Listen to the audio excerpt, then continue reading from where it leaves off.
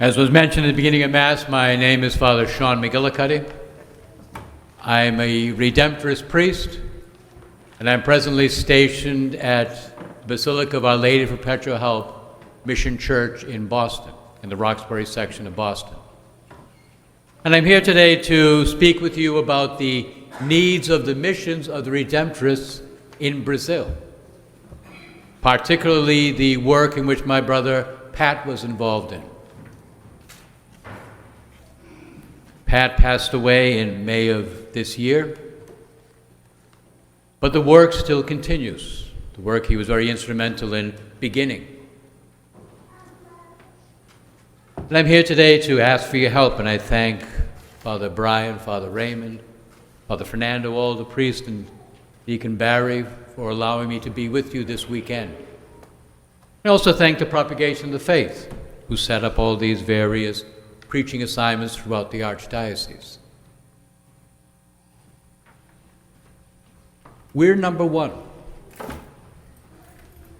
When we look at sporting events or various other competitions, the fans are always shouting, "We're number one."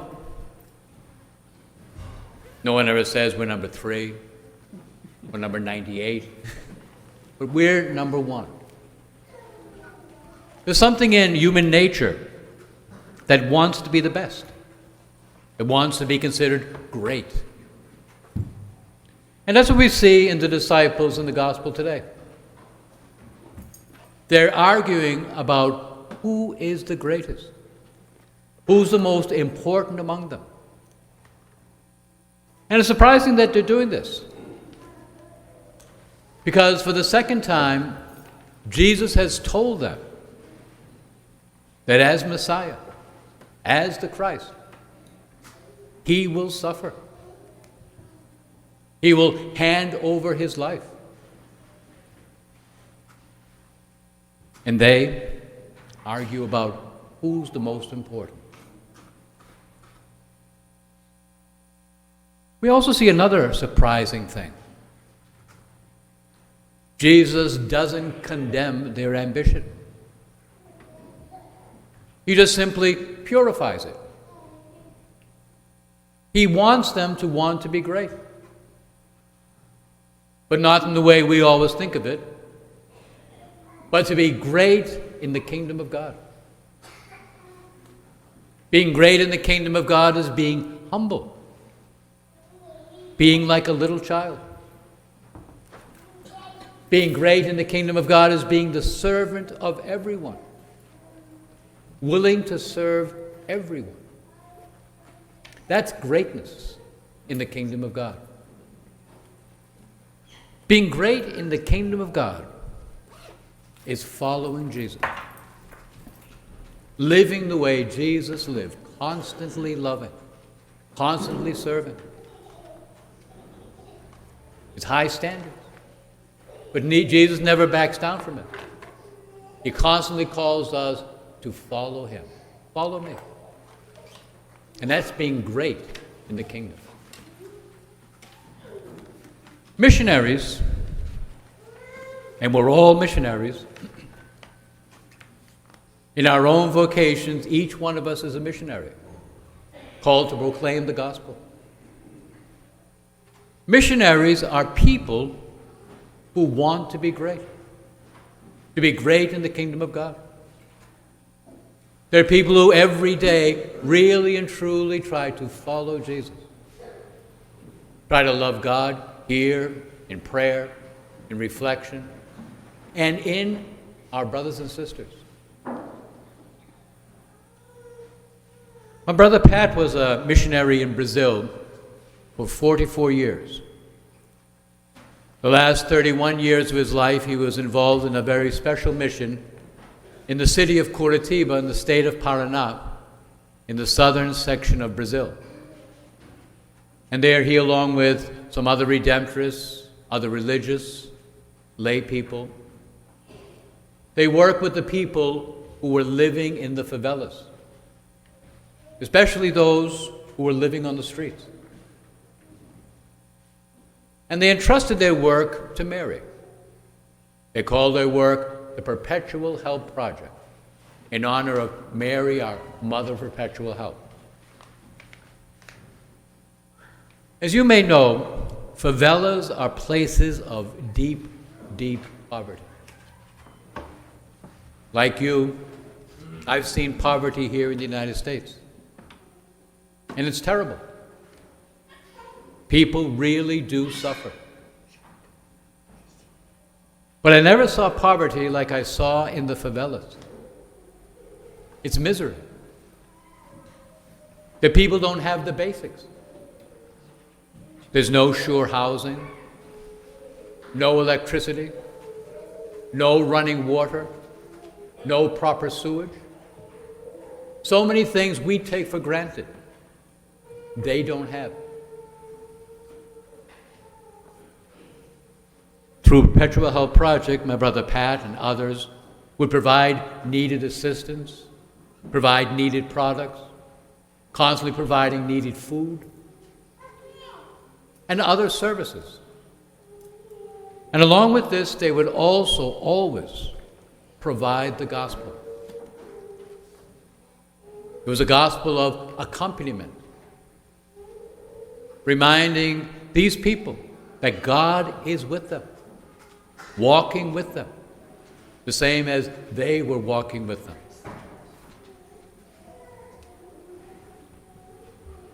Out of this ministry grew the heart of Perpetual Help Project. Sarnelli School, Sarnelli Residence, or as it's called down there, Sarnelli College, La Casa de Sarnelli. What it is, it's a residence for men. And Blessed Gennaro Sarnelli was a man who, a Redemptorist who worked with the street population in Italy in the 18th century. Sarnelli College was set up to help homeless men. In Brazil, there are programs for children, lots of programs for children. There are programs for teenagers, programs for women, but hardly anything for men, especially young men. The attitude there is the same as it is here. You're men, you're strong, you're young, help yourselves. But that's next to impossible if you've lived on the streets for many, many years. Brazil has a horrible problem of children who live in the favelas, simply wandering away from their families to look for something better. And what they find is something much, much worse. The life of the streets. A life of crime, violence, addiction, and abuse. And that's the world these men are coming from. In Sarnelli House, they can find new life. In the beginning, it was a residence in the city of Curitiba for 12 men, and they received help in tutoring so they could continue their education. And they still have this house. They use it for those who graduate. But more and more men wanted to enter. So they built a much larger residence in a small town near the city of Curitiba, Campina Grande do Sul. There they built a residence where up to 54 men can live. They also built a large school, fully accredited by the Brazilian government. And they built a large chapel so that people from the area could also partake in the various benefits of that place. Since the beginning, they've enjoyed tremendous success. 96% of all the men who entered went on to university and on to a job. 96%. As important as a good education is, as essential in the lives of these men where they found new life, as important as needed products are, needed food is in the favelas, they also offer the gospel. Jesus Christ is always proclaimed. In Sarnelli College, there's a picture of my brother Pat, and he's preaching. And he's holding up the scriptures. And that picture captures his spirit and the spirit of Sarnelli College. The gospel is always proclaimed, always proclaimed.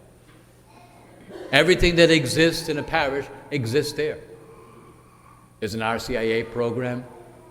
Many of the men over the years have been baptized there. More of them have received their first communion and confirmation there. Many also come back to be married there and have their children baptized there. They also have general religious education, which is ongoing, and the people from the area can participate in this along with the men. They also have various ministries. There's a choir, readers, ministers of Holy Communion, lectors, everything you'd find in a parish. So they can serve the people as they come in to worship along with them.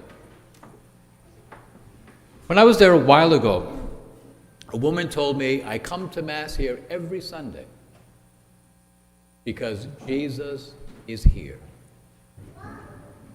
She found Jesus in this community, with this group of men who found new life in Jesus himself. When I went back for Pat's funeral, she was still there, obviously finding Jesus again and again and again.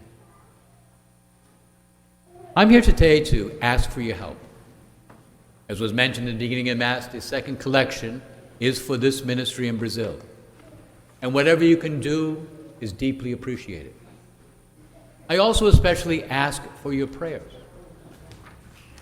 We know that we can do great things with God.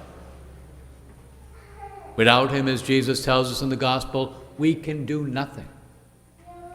But with him, tremendous things. So I especially ask for your prayers. We're number one.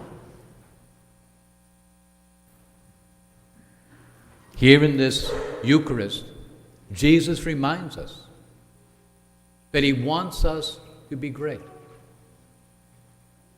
Wants us to be great in his kingdom.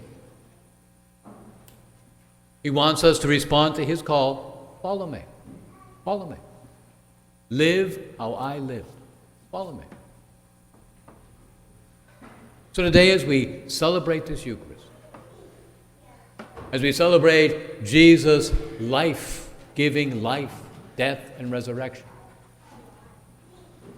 we ask him to help each one of us, each day, to really and truly want to be great in the kingdom, want to proclaim him, so that each one of us, in our own vocation, is a living sign of God's loving presence in the world.